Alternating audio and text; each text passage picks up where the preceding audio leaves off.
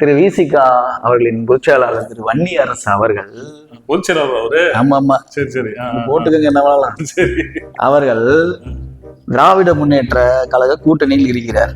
திராவிட முன்னேற்ற கழகத்திடம் 50 தொகுதிகளை நாங்கள் கேட்டு பெறுவோம், அதில் 25 தொகுதிகள் பொது தொகுதிகளாக இருக்கும் என்று சொல்லியிருக்கிறார். கேட்கிற எவ்வளவு எது வேணா கேட்கலாம், கொடுக்கறது அவங்க தானே கொடுக்கணும், அவங்க பார்த்து கொடுக்கறதானே உண்மை அதுதான். ஆனா இவங்க ஆசைப்படலாம், ஆனா பேராசைப்படக்கூடாது, அதுதான் பிரச்சனை. கவிஞர்களே, இது பேராசைலாம் ஒண்ணும் கிடையாது, நியாயமான ஒண்ணு ஆசை தான். ஏன்னா ஆட்சியிலும் பங்கு அதிகாரத்திலும் பங்கு கேட்கும் நபர்கள் அந்த அதிகாரத்தில் ஆட்சியில பங்கு ரைட் ஓகே கொடுத்துருவாங்க, 2-1 கொடுத்துருவாங்க.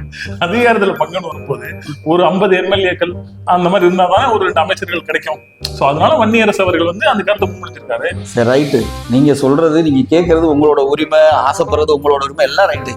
நான் என்ன சொல்றேன், 234 தனியா இருங்க, நின்று நீங்க மாட்டல எல்லா தொகுதியிலுமே போட்டிடலாமே. கவிஞர்களே, என்ன நீங்க திமுக என்பது அனைத்து மடித்தட்டு மக்களையும் உயர்த்தி கொண்டு போகிற ஒரு கட்சி இல்லையா?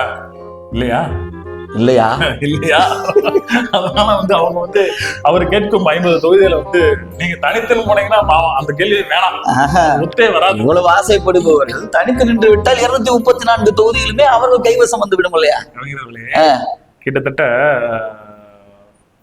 20 விழுக்காடு மொத்த மக்கள் தொகையில அவங்க ஷெட்யூல் காஸ்ட் பீப்புள் மக்கள் இருக்காங்க. அந்த 20 விழுக்காடுல நீங்க அந்த 20 விழுக்காடை வச்சு அரசியல் செய்யும் போது அந்த திருமாவளவன் அவரோட விசிகா கட்சியோட ஓட் பேங்க் ஒரு சதவீதம் என்ன என்று பார்த்தோம் அப்படின்னா, அனைத்து மாவட்டங்களையும் ஒரு குறைஞ்சபட்சம் ஒரு கணிசமான ஒரு ஓட்டு சதவீதம் உள்ளது. ஒரு 2%, 5% தெரியல. ஏனென்றால் ஆமா, SC ST பிரிவினர் என்பது எல்லா கட்சியிலுமே இருக்கிறாங்க.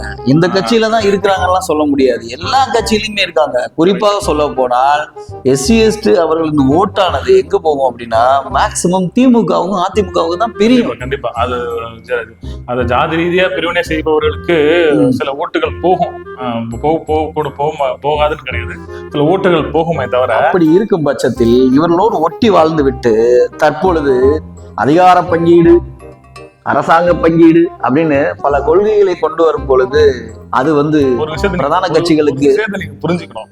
தொண்டர்களை நம்ம கண்ட்ரோல்ல வச்சுக்கணும் அப்படின்னா இந்த மாதிரி ஏதாவது பேசிட்டு போனாதான் தொண்டர்கள் ஓட்ட போடுவாங்க. புரியுது, இதுதான் ட்ரெண்டு. கம்பி பத்திரம் போய் எங்க இதெல்லாம் கேட்க போறது கிடையாது, நல்லா தெரிஞ்சுக்கங்க, வாய்ப்பே கிடையாது.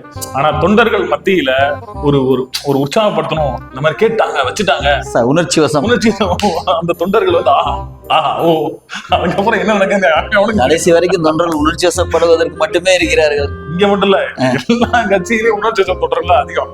இது இன்னொரு விஷயமா எடுத்துக்கலாம். எப்படின்னு கேட்டீங்கன்னா, விட்டு எரிஞ்சு பார்ப்போம், விழுகிற மாங்கா விழுகட்டும். கவிஞர்களே, அதாவது அட்டகத்தி மாதிரி இருக்கக்கூடாது, சரிங்களா?